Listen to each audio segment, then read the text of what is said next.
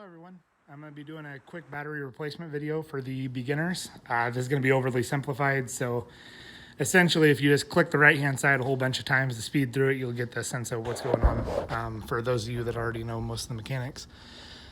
With these bikes being so cheap now, I just want to go ahead and oversimplify it.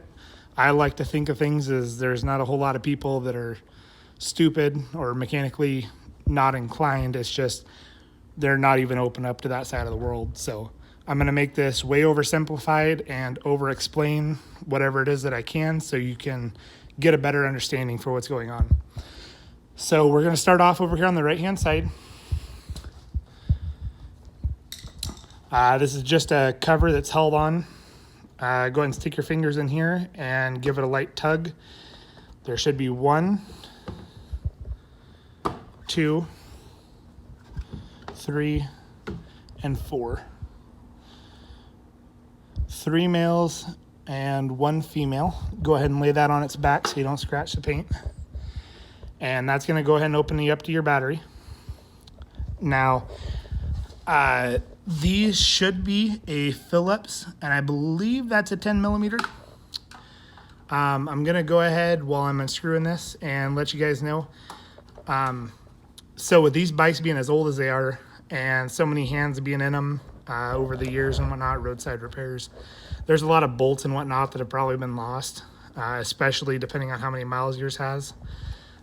So there's a good chance that somebody lost bolts, set them down, kicked them, whatever happened to them, and they went to put it back together and were missing a bolt and ended up, having to go down to the hardware store and buy whatever thread ended up replacing it.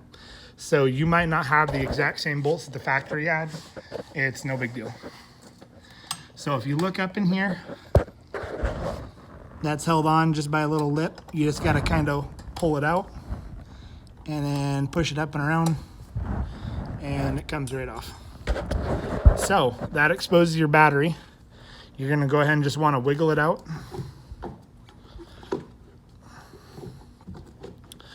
And now that you get it out to where the terminals are, go ahead and take your screwdriver, go to the negative first, and go ahead and undo it. It might be on the top, might be on the side, might be an Allen head, might be Phillips, might be, just a normal bolt, what have you. I'm going to have to go ahead and go grab the right screwdriver. Got the right screwdriver now. Just go ahead and go pull off the negative. Now, you always want to pull the negative off first, because when you are touching battery terminals, you are essentially extending the terminal, the battery voltage out to anything metal that you're touching. So if I were to go ahead and try taking off the positive and say it was a side terminal and end up, going and trying to unscrew, and I end up touching this metal here, it'll spark.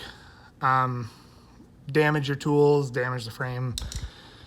Just always better go ahead and do it the right way. Pull the negative off.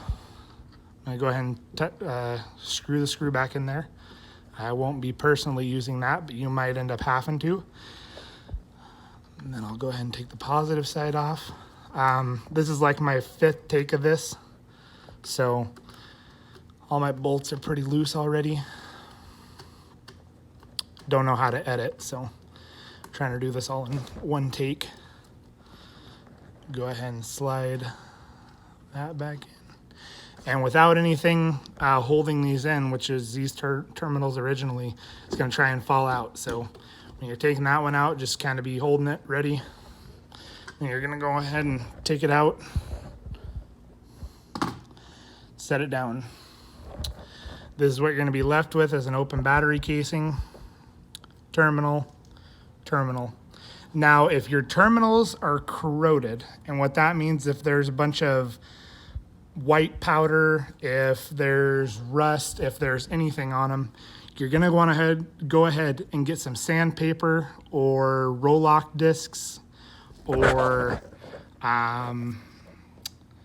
just something with a rough surface, sandpaper mainly, and rough up both sides, because batteries get less of a connection when they have stuff in between them. You want direct bare metal and direct bare metal. They don't rust when they're like that. Battery terminals don't, because normally they're made out of steel or brass, aluminum, copper, what have you. So don't end up worrying about it rusting in the future because you sanded it down. Just go ahead and lightly give it a sanding till it's a uniform color, and then grab your new battery. All right, everyone. This is Future Brandon jumping in real quick. While you have the battery out, there's this little fuse cover right here, and the side of it pops off.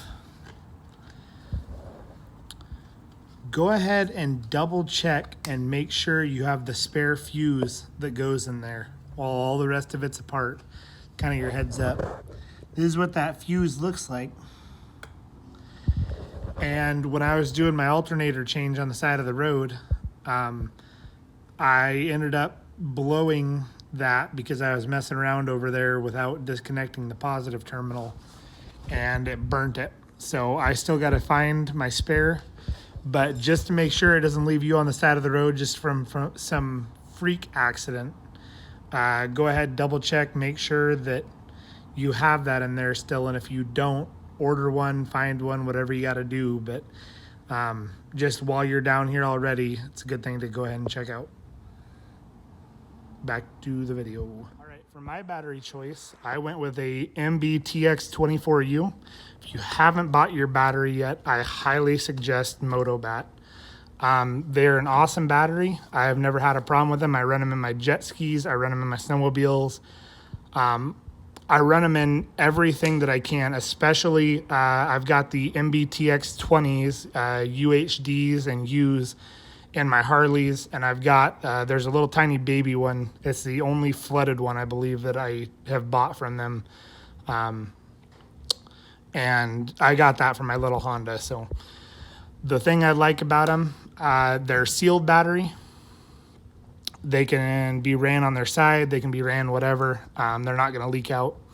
But to fit more applications, they added a terminal on each side for positive and terminal on each side for negative. You can use these recessed terminals, not with our applications, but with other applications, you can use those recessed terminals. They send you these terminals that you add in, and they send you all 4 of these bolts, and they send you the Allen key, which you'll see in a little bit. What's really nice about these batteries specifically for this bike is with people running so many extra accessories on them, you have a bunch of stuff tied into the top terminal on top here, or you have a bunch of stuff tied in over here. It's really nice just to be able to pop those off and go get 2 more screws and be able to run whatever it is that you're running directly off the back here and then through a fuse, instead of having to tie into your other stuff. It's another option to run straight off the battery. So it makes it really nice. And not only that, but like I said, it opens up applications because we need positive on the right, negative on the left when the terminals are out. Now, if you flip it around, obviously you'd have negative on the right, positive on the left. So you can do whatever it is that you want to with these terminals. And then even further, so they've got the terminals that are, these are tapped on the side as well, so you could run even 2 more, let's say a battery tender, or, you know, whatever have you, LED lights, what have you, off of the sides here. So it makes it really nice with Motobats, and as long as you keep them tendered up, charged up, what have you, they're going to work. I haven't had one go bad yet, except for a snowmobile that I had let sit for over 3 years, and it still tried. It'd hold the charge for a couple of hours. But anyways, I think it was $125 off of Amazon, and it's a dang good battery, 300 cold cranking amp.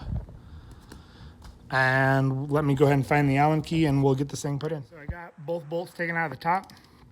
I'm going to go ahead and give these ones a little bit of a snugging down onto there.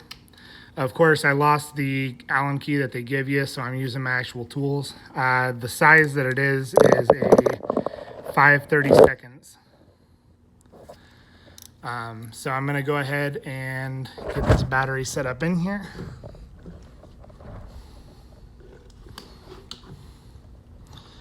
I'm gonna go ahead and get that put through there.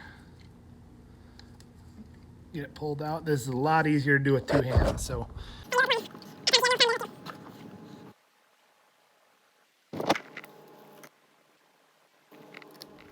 There we go.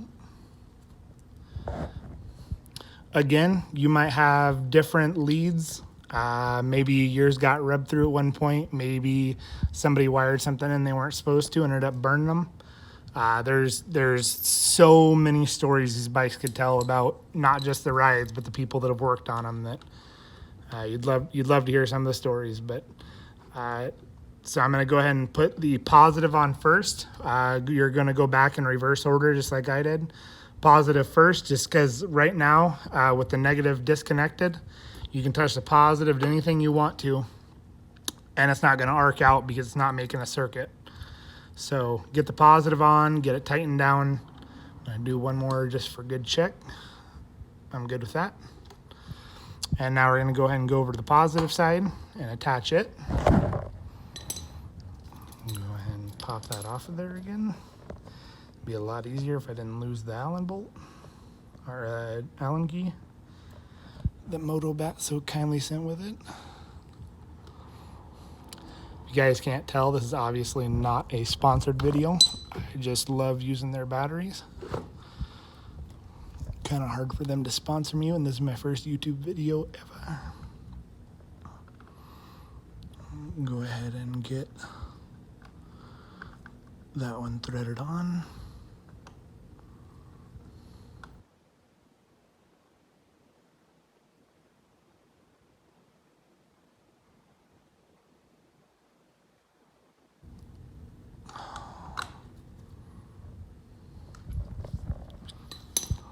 And boom, both the terminals are connected. We're gonna go ahead and grab the bar, slip it back over the top, run it back down in, and run the bolt back in. Now I'm not gonna do that because you guys should know how to go ahead and be able to reverse this, thread this bolt in, and then you're gonna tuck the edge of the fairing up underneath the seat, and then push, get it lined up, push, and push, and it's done. So with that being said, that'll wrap up the battery video. I'm gonna go ahead and take some of this back apart, and my second video on the channel is going to be how to replace the alternator and the alternator bushings. So thanks. Give me any comments if you think I could do something specifically better. I would love some feedback because I use YouTube a lot for fixing stuff, and I just wanted to go to a little bit more in depth for the new riders that are jumping on these older bikes that, you know, might have this or that little thing wrong. So thanks, and we'll talk to you later.